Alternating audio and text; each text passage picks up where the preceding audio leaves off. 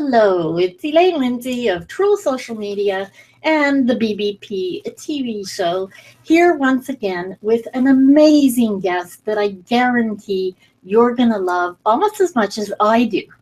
One thing before I say anything else, we have to talk about the fact that my guest and I share the same birthday. We're not going to push on the fact that she's younger than me, because you know what, we're just not, we're ladies. With that said, I want you to meet the incredible Anna Scheller. Hello. Hello, thank you for having me. I'm excited to be here today. Well, I'm absolutely thrilled to have you. I'm going to tell you a little bit about Anna and tell you a little bit also about the show has moved. We are now directly under the umbrella of True Social Media, so you can find this at tv.truesocial.com. For anybody that was kind of wondering what happened. Not much. We've just slightly moved our place on the web, but we are, as we've always been, the place for you to meet amazing guests who share their digital adventures with us. With that said, I want to tell you just a little bit about Anna because, oh my God. Okay, she's a certified sales trainer with Eric, I think it's Lundgren International. She's a wife. She's a mother of 7. She is a black belt, and that's in TaeKwonDo, I believe. She is a sales queen, an entrepreneur, an international speaker, and she's even shared the airwaves with people like Les Brown, who people who know me know is one of my top amazing human beings. So she's loving life and finding good in everything and everyone. She is an absolute joy to talk to and just drops incredible nuggets of information every time I chat with her. She's a very dynamic speaker, as I'm sure you're going to see, and currently has an Amazon bestseller that made it to #3 on day 1 called Black Belt Selling, Closing with Confidence. And that brings us to the main reason that I asked her to join us today. Her company, Black Belt Selling, is phenomenal. She totally understands what it is to be a sales trainer. And we've talked about some of the people that we've dealt with over the years that are all into sales training. And I have to tell you, I believe Anna's right up there with the best of them. Thank you. I feel that sounds wonderful. Where'd she go? Where'd she go? I love that. I love that. And humble too, which is pretty cool. Oh, thank you. You're very welcome. So we will say that Anna is in Texas.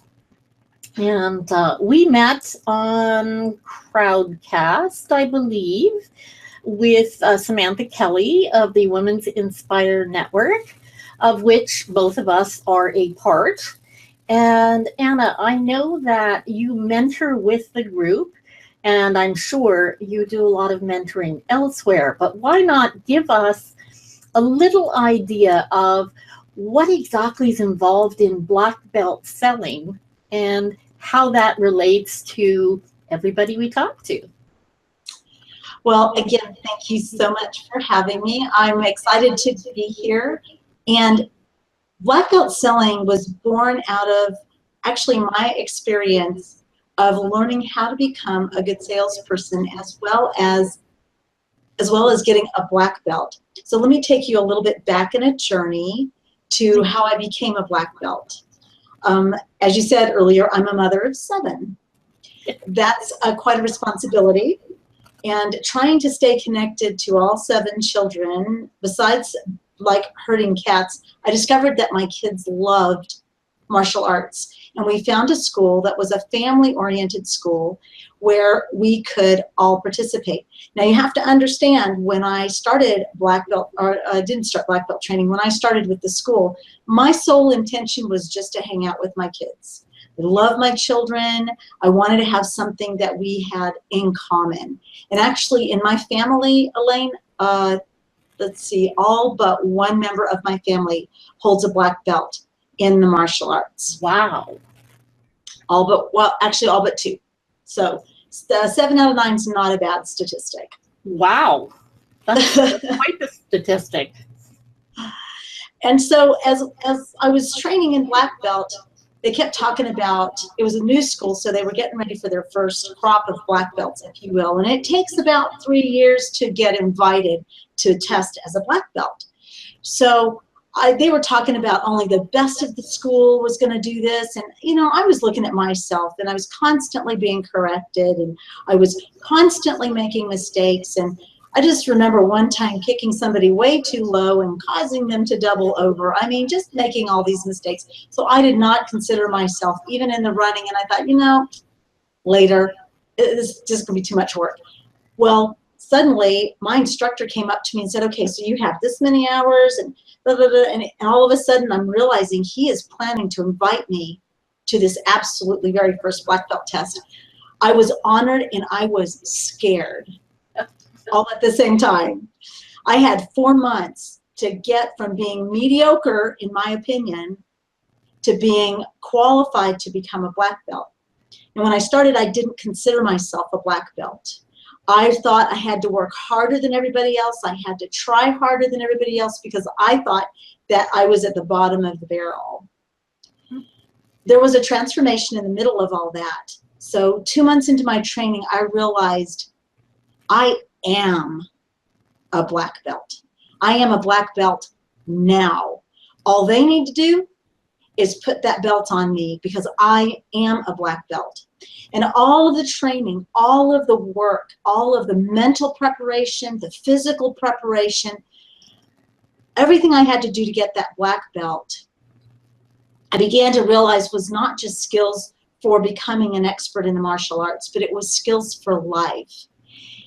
And at that time, I was also beginning to look at my business. And I've been in business for 9 years, and my business was flagging, wasn't doing very well. And someone said, you ought to think about going into sales. Now, I approached sales similar to my martial arts. Yeah, right. Not me. I am not a salesperson. But I really didn't have very many options because my business wasn't doing well, and I didn't have salespeople out there helping me promote my product. So I thought, I'll start by reading a book. So I read this book, and I learned that sales was a learnable skill. And then all of a sudden, my black belt starts kicking in, and I realize if I will apply the principles that helped me become a black belt to sales, that I too could master sales as well. Now, the cool thing is, as a black belt, you never arrive. A black belt has a journey of mastery. Sales is the same way. Sales is a journey of mastery. You start out and you get a little better, and then you become a little better.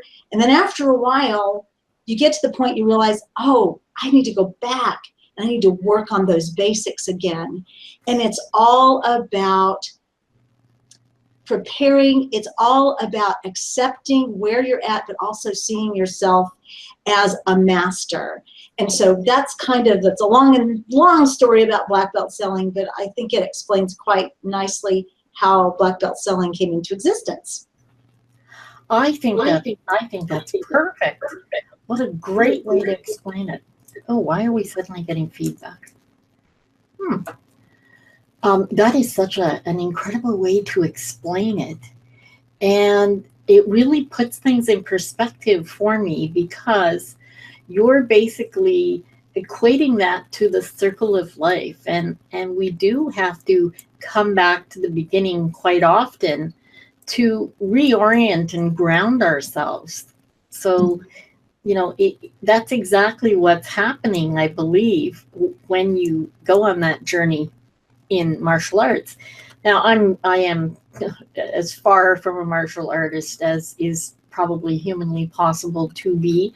I have much respect for those that do train in the martial arts. And my son took Taekwondo through a couple of belts.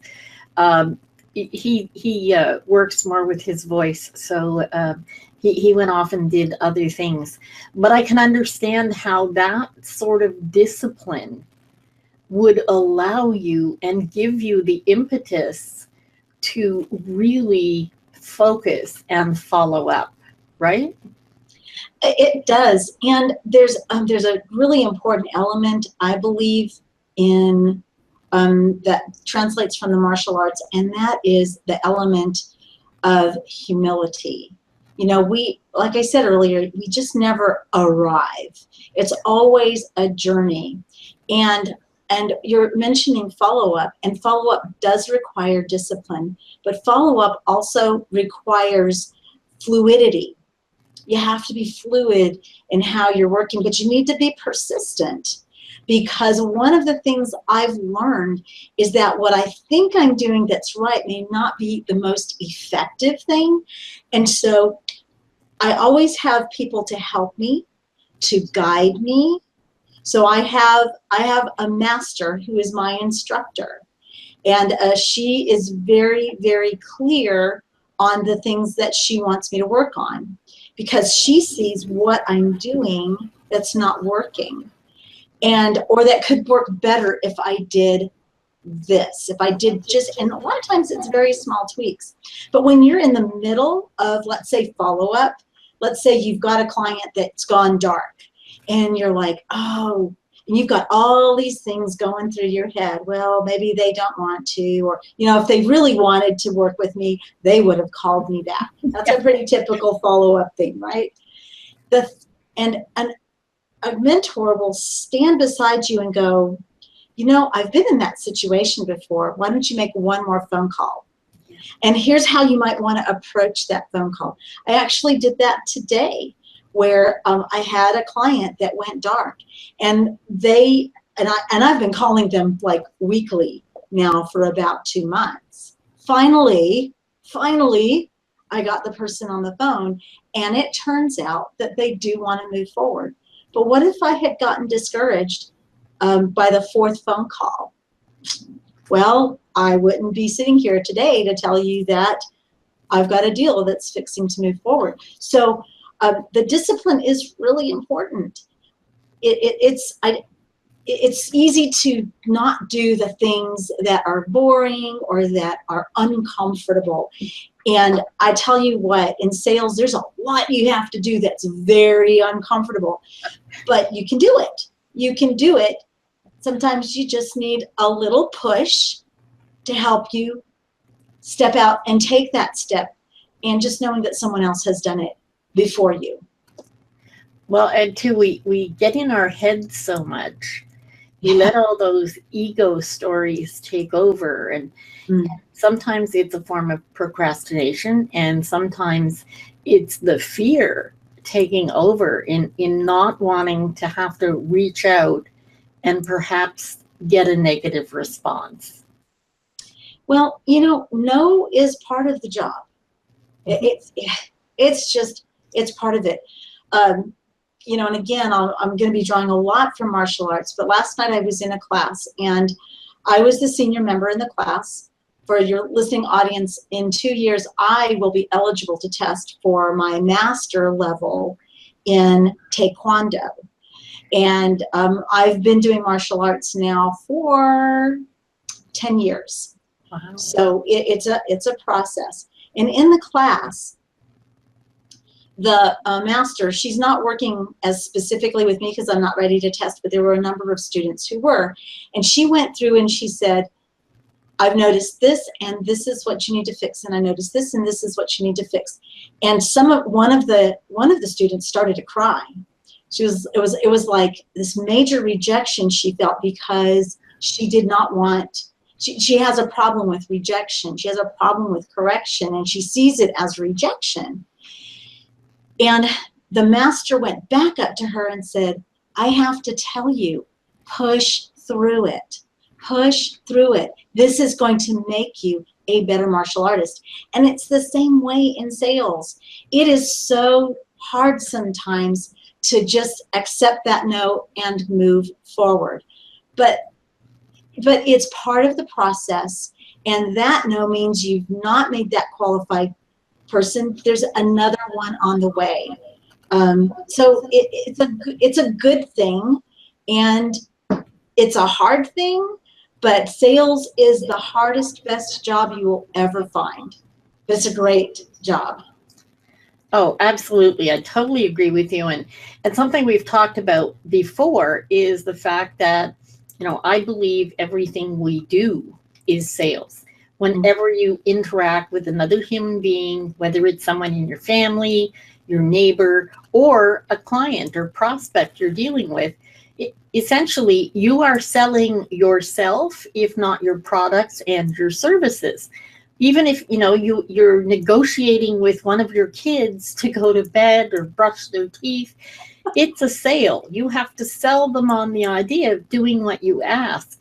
So we have a lot of opportunity to practice and get a few of those no's behind us, I think.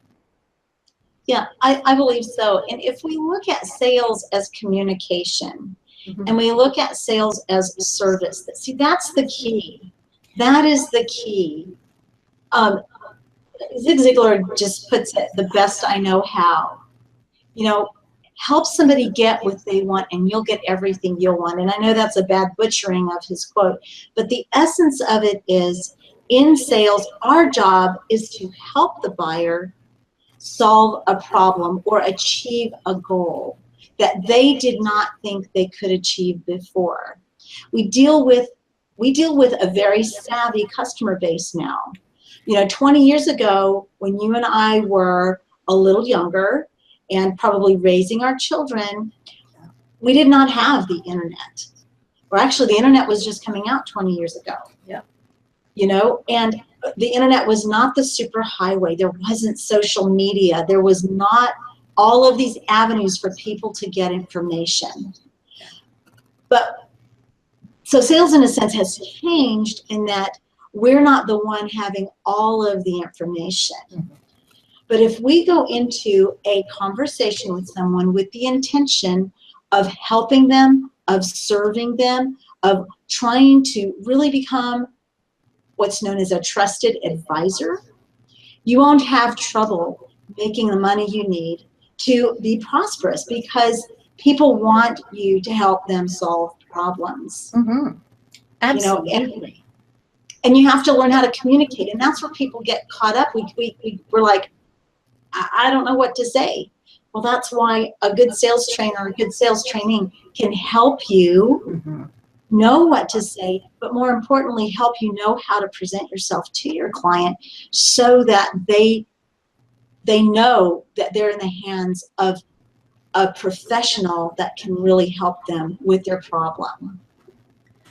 So would you agree with me in terms of the sales landscape now, where the customer is much more savvy, they have access to so much more information. Sorry, just washed this mouth, can't seem to do a thing with it today. In sales today, I really believe that it's actually easier for someone that is a good salesperson, that's had good sales training, and is there to provide good service.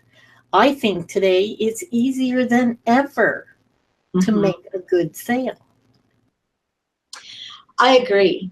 And I'm going to give away like one of the biggest secrets, and it seems to go counter to what everybody believes about sales. So this is a black belt secret, and those who are masters of sales know this secret very, very well. And I'll illustrate it with a story.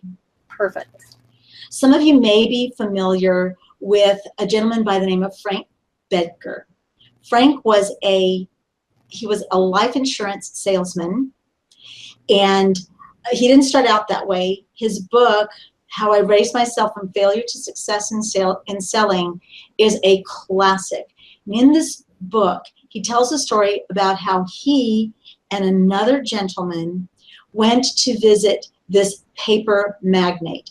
This man was like the king of paper in their town. But he was also known to be a man of very few words. So they went into the man's office. The gentleman was sitting at the desk or the table, The two sales reps, Frank being one of them, were sitting across from them. And the sales rep was going on and on and on, giving his pitch. And all of a sudden, Frank had been watching the customer. And the customer was not responding at all to the sales pitch. And in mid-sentence, Frank stopped his partner, and the two of them sat still. The customer was looking down at the floor, and he just continued to look. 1 second. Can you just back up a little from your mic? We're getting a little bit of blurring when you talk. Okay. Oh, that's so much better. Oh, thank you, okay. and I'm so sorry to interrupt you. Oh, no, that's okay. So getting back to the story, Frank stopped the conversation. Their customer was just looking at the ground. 1 minute goes by. 2 minutes go by. The other sales rep is getting ready to open his mouth again, and Frank kicks him under the table.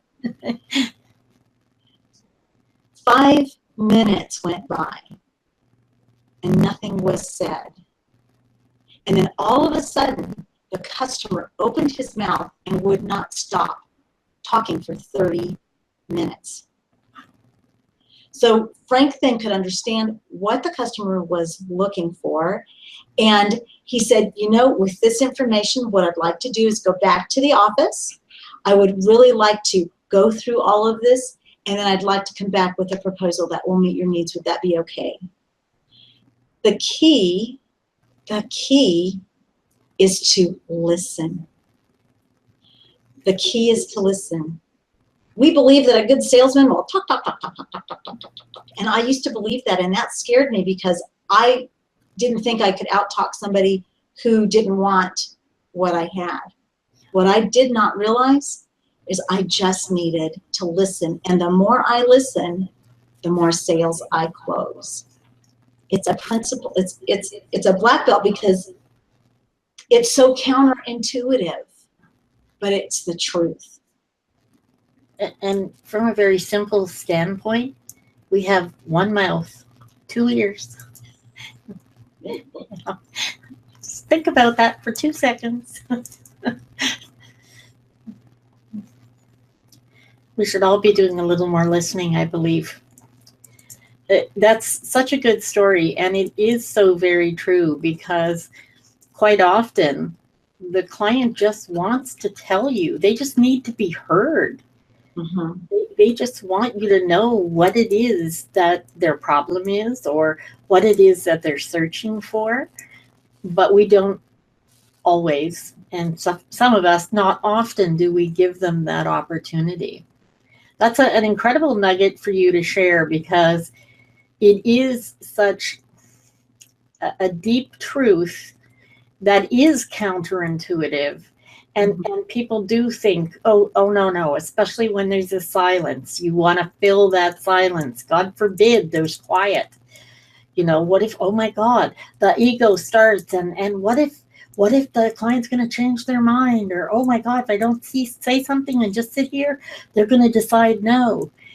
All of that goes on in people's heads. Mm-hmm. What do you tell people when you're sales training about the mindset, if you will, that they should be in when they first approach a prospect? Well, the first thing is you want to have an air of confidence about you. You want to be confident that you are there to serve and meet the need of the client. They're going to sense that. I mean, we all do. We all do. I was just speaking to somebody over the weekend, and they were telling me about a negative experience that they had at a dealership here in town. And I thought, how sad, because what if that person's perspective has been, what can I do to help you? What can I do to serve you? You see, the other thing that happens is we have been so conditioned to believe that a good salesperson is pushy, manipulative. That's the only way you're going to get ahead. People want authenticity. They want you to be genuine, but they want you to lead, because the reason they're there is they're looking for a solution to a problem, or a solution that's going to help them move closer to their goals, the achievements that they have. And so if you walk with confidence, somebody is going to feel like, okay, I can trust this person. And then the other thing we tend to do as salespeople that I think is important, that we're very conscious of, is that we want to make sure we ask enough questions and the right kinds of questions to get the customer to talk. So if I ask a customer, let's say I'm a car salesman, and I say, would you prefer leather seats or would you prefer upholstery?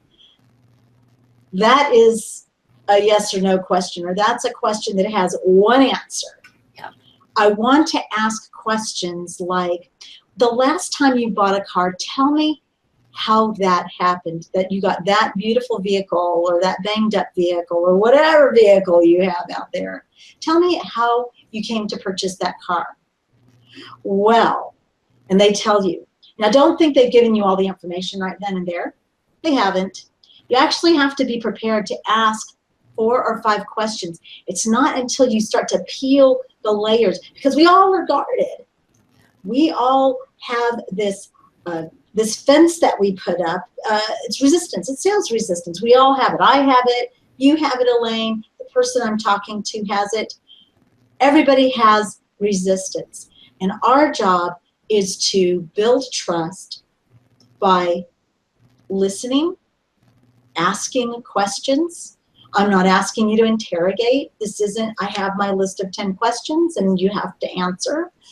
This is conversation and listening and mirroring your prospect. There's just all kinds of little things that you do to help the customer understand that you're in their corner.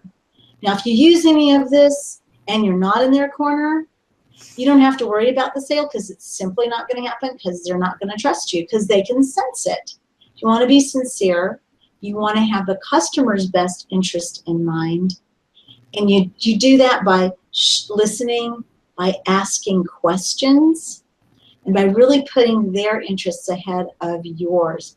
But it's a mindset, and it really takes discipline, because we all have those days where we walk in and the dog bit the kid, and the wife threw the pan at you, or the husband threw the pan, or whatever. And you have to put all of that aside, and you have to be focused on that moment. And you know, Elaine, what I've found is when you do that, everything else just goes into the background, and you feel better, and the customer feels better, because you're both present to each other. Absolutely, and that is such a great point.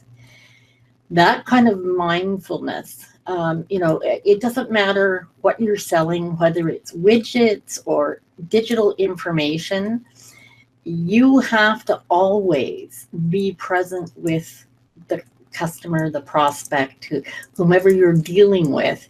And you pointed out something that's super important, is when you're confident in what you're offering, it is very apparent. And it's not just trust that you get to build, it's a certain form of safety for that client to feel safe in the knowledge that you're going to present them with the information they don't have. And that's where that authenticity is absolutely critical. And it does make a huge difference. You know, back in the 80s, we had a retail business where we sold very upscale children's wear. And we had a staff that I invented this box that was at the door of the office. So when you came in for your shift, this imaginary box was where you put all your garbage. If you fought with your mom, your dad, your boyfriend, whomever, that day it went in the box. If you wanted to take it with you when you left, that was entirely up to you. But it did not go on the sales floor. And our one rule was, okay, the customer is always right. And if you don't believe that, then go read the rule again, because the customer is always right. And we did, you know, it wasn't totally airy-fairy. We would tell our staff that, you know, sometimes some people just don't gel. You know, you just somebody rubs you the wrong way, or you rub them the wrong way. And we said, you know what? When that happens, if someone that you're having a hard time with, please excuse yourself, tag out, go in, get somebody else, and let them handle it. The reason I say that is because I'm sure you know, and as a sales trainer, you can't get every single sale. And you have to be able to just let those go. Yes. And I think it's hard too, because, you know, you were talking about ego earlier, and it's especially as salespeople, we tend to have such big egos. I mean, we feel like if we're worth our salt, then we should have this much. And the fact of the matter is, you don't have to sell a penny in order to be a worthwhile salesperson. You are valuable just the way you are, and if you bring that value to the table or to the conversation, then you're not going to have to worry about the conversation. It will flow. You'll know how to help the customer. You'll know exactly what you need to do. And if you can't make the sale but you've helped the person, then that's even more amazing. It's you know, we talked about the circle of life, and what goes around comes around. What you give, you get back. Yeah, because in all honesty, there are times where you can interact with someone and realize, you know what, my product's really not for you. And a good salesperson will then direct that customer to someone that can accommodate them. And I know that sometimes some people worry about, oh, but if I give that person away, like, it's not something to worry about. And that's again where that ego kind of jumps into it. We can't serve all people with all things. We just can't. We have our areas of expertise, and so do other people. And it's a lifelong learning to understand when you have to let those go. And it's not always easy. No, it's not. I mean, when we start chasing dollars, and you know what, the best of us, we all do it at one point or another. My prayer in the morning is not, God, give me more money. My prayer in the morning is, Lord, give me wisdom to serve as many people as I can today. Give me wisdom. I mean, that was the prayer of Solomon. Solomon could have asked for money. He could have asked for a lot of things. But he asked for wisdom. And so that's what we need. That's why we need to be in training. We need to get wisdom. We need to know, we need to have the knowledge. We also need to know how to apply the knowledge. And one of the things that I've seen, and you know, a lot of people talk about the law of attraction. We salespeople, we can struggle with this because, you know, when we're going after quotas and we're going after sales figures, it just becomes so easy to make those numbers the most important thing of the day. What instead we want to do is we want to have the focus. What happens is when those things become so important, we actually push them away. We push them off. It's kind of like, it's like when you're wooing your spouse for the first time. And this is a great story because it's a true story, because it's my story. All right. But I had my sights set on my husband quite nicely, I might add. He didn't know who I was, but I thought he was really cute. And so I made a series of small little overtures, creating small little commitments with him to spend more and more time with him. He didn't realize what was going on until one day he woke up and realized he'd fallen in love with this amazing Italian woman. And what I did is I was just really, really careful to tread along at his pace and not to push the issue. I already knew. I knew like 3 months before he woke up that we were going to get married. It took him 3 months to wake up. That's okay. And it's not bad. No, yeah, that wasn't bad. That wasn't bad at all. And actually, I still tend to be the go-getter. Let's go take care of that. So I have that same tendency even now. We want to take that into conversations with clients, and we want to realize that if we are free-flowing in the conversation and we're flowing with the energy of the client and we're not trying to force things, another black belt principle, and I'll explain that in a minute, but when we try to force things, we push things away from us, and we push those customers away from us. And we might get the sale, but we won't get referral business out of that sale. And what we want is referral business. We don't want the one time and you're done customer. Because even in the martial arts, there's technique that works. I can take down a 300-pound man and I can put him on the ground. Why? Not because I'm stronger, not because, well, I am faster, but because I know what works to help him get to the ground. Now, we're not trying to take our customers to the ground, but what we are trying to do is we're trying to use the right amount of influence with the right amount of force to create the leading that we want to lead the customer to making a decision. And it doesn't require force. As a matter of fact, the more forceful you are, the more unattractive you are. Absolutely. Unless there's other forceful people around you, and then you might get those. But and in terms of law of attraction, it's something that they kind of left out when they first started talking about it. What you're talking about is really being attached to the outcome. And I find when you're so focused on those numbers, those quotas, it allows the fear to take over. And that's what ultimately pushes it all away, is that fear. When fear is in the way and you're not in gratitude, fear pushes everything else out of the way. And it just leaves you basically in fear and in need, and that's not a good place to be. No, it's and we all experience fear. Yeah. And I'm going to say, if you're going to wait till you're never afraid to do anything, you're never going to do anything. No. I remember stepping out on that floor for the black belt test for the first time, scared. I was scared.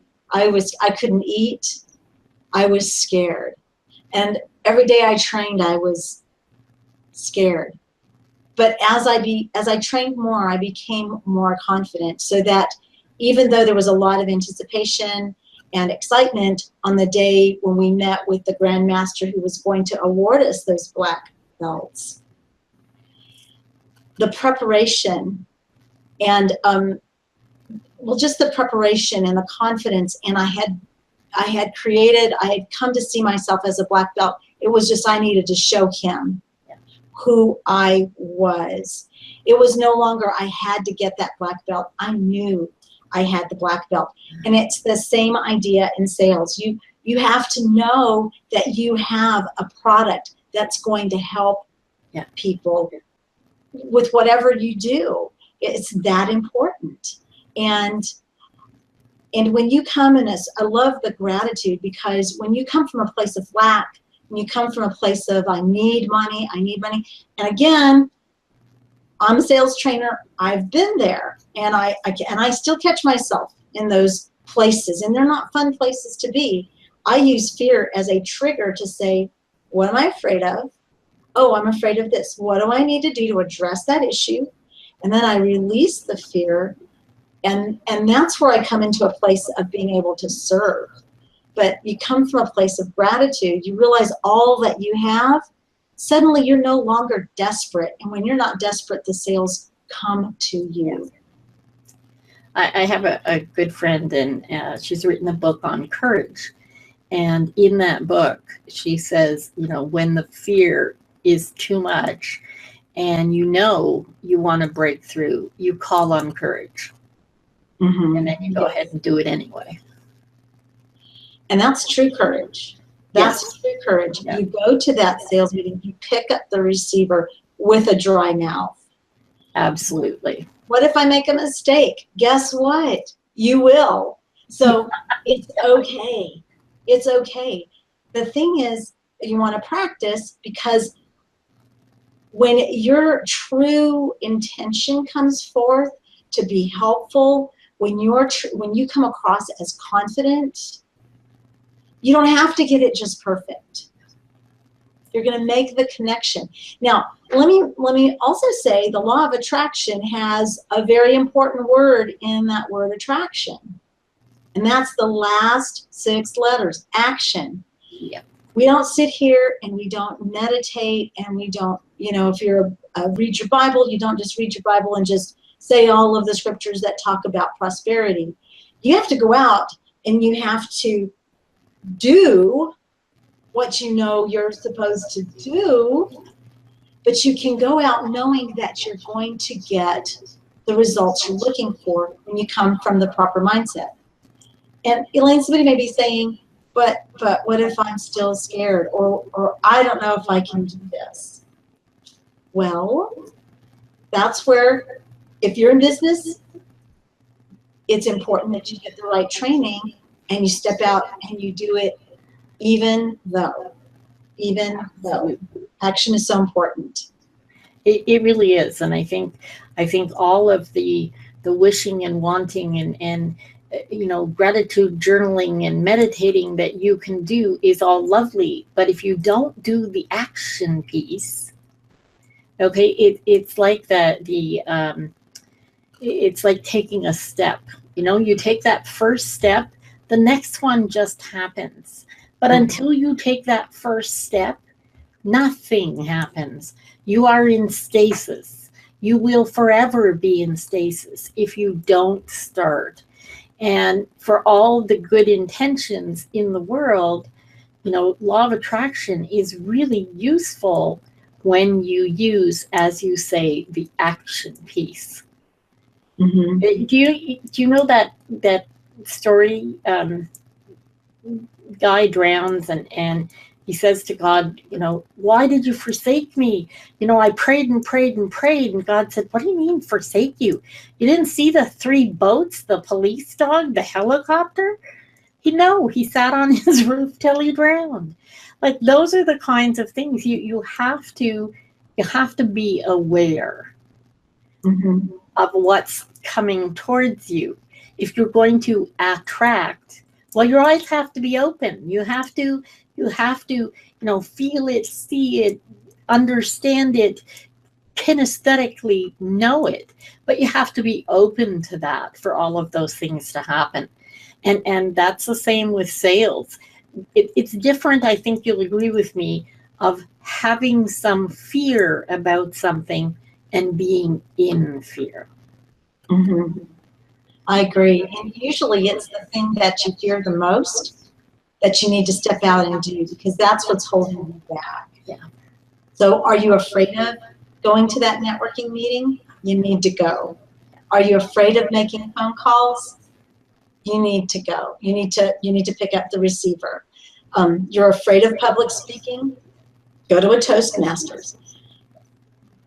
What you are afraid of is what's holding you back. And once you break through that fear, you're going to find freedom on the other side. You're going to find boldness. And unfortunately, fear doesn't always stay away, so you're going to have to do it again. But that's the discipline. Sometimes I have clients who don't want to do some of the things that they need to do. And I can't force them to do it. No. But what I can tell them is, if you will do it, you will find new energy, you will find new courage, and you will find new prospects on the other end of your activity. Absolutely. And keeping that in mind, that first time that you push yourself to do it and you go through the fear and you do whatever, hang on to that nugget, hang on to that lovely memory. So the next time that you come up against that fear, you have that memory to give you that little extra nudge to sort of get you past that starting line. Yes, exactly. And the reason we're talking about fear in sales is because so many people have a lot of fear around sales. And the mindset, they actually say, I've heard this so many times, that sales is 90% psychology. And it's of that, I would say 90% of that is your psychology. Yeah. It's what you're thinking.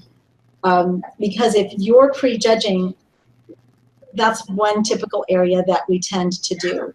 We tend to pre-qualify people before we see them, or we tend to talk to them instead of accepting them and doing the investigation that's necessary in order to find out if they are a qualified client for our product or service. So we need to understand how to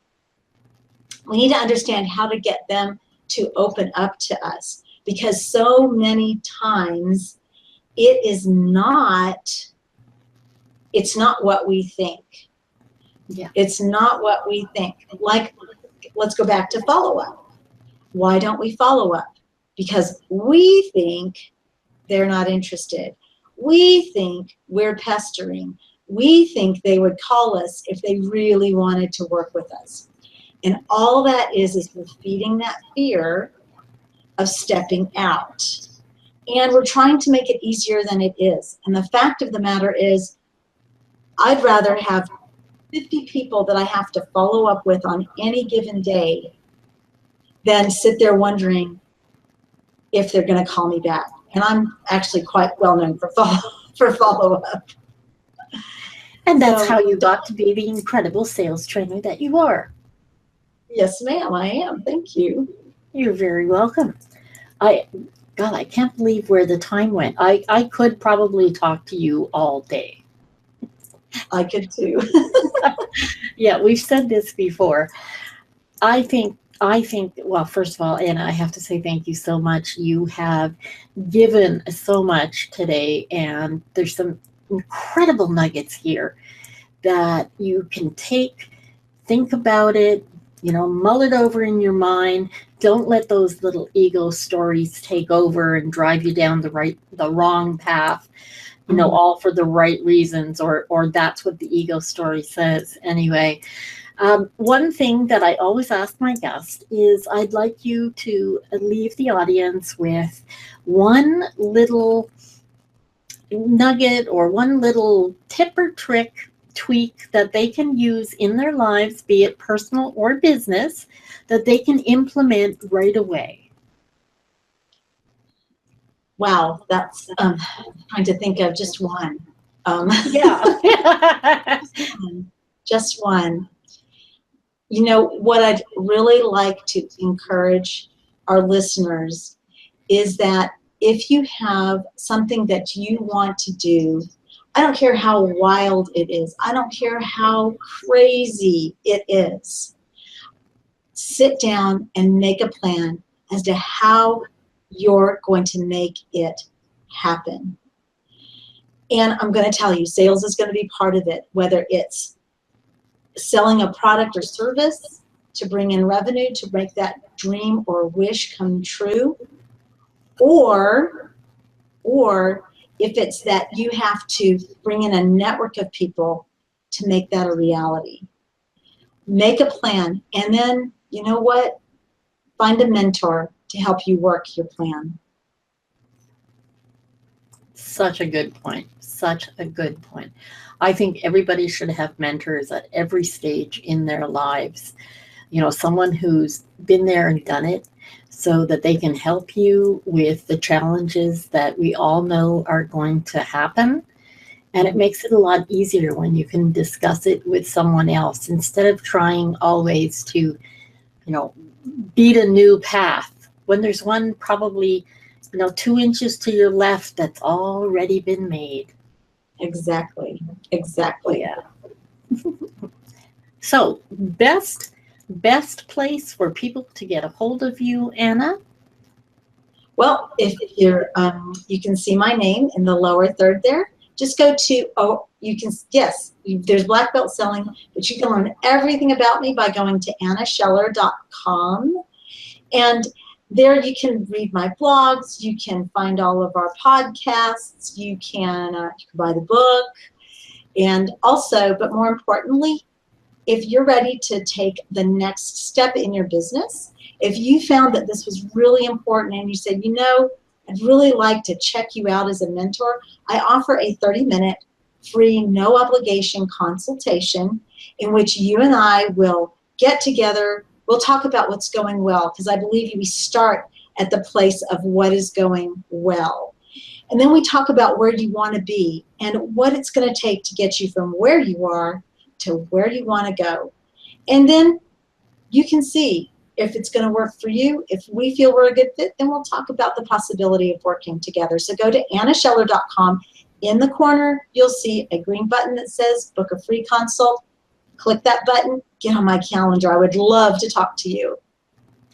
That's awesome. As always, on BBPTV, we'll make sure that on Anna's page, you have all the appropriate links so that you can get to her as quickly and easily as possible. I'm Elaine Lindsay of True Social Media, your host for Business Banter Plus TV, the BBPTVShow. And I want to say thank you again to my incredible guest, Anna Scheller. So nice to have you.